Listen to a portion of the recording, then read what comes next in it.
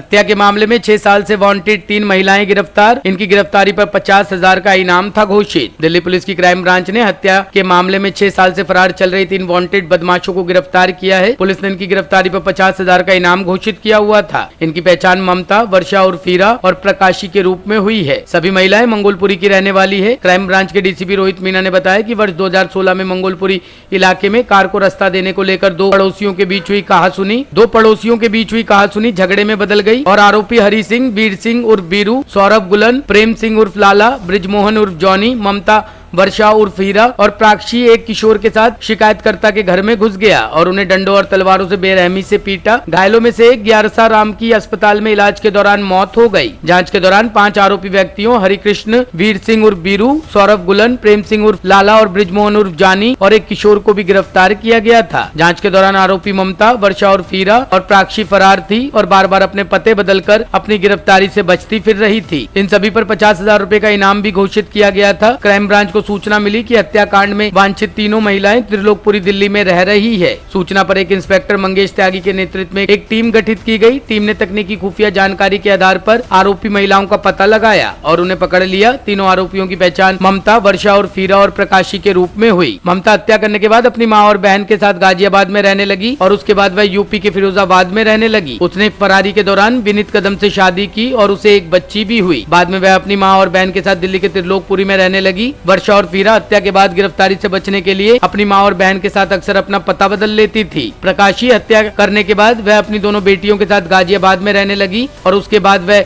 UP के फिरोजाबाद में रहने लगी। बाद में वह अपनी दोनों बेटियों के साथ त्रिलोकपुरी दिल्ली में रहने लगी। पुलिस ने सभी के खिलाफ मामला दर्ज करके आगे की कार्रवाई शुरू कर दी है। टॉप स्टोरी ब्यूरो के लिए दिल्ली से राकेश रावत की रिपोर्ट।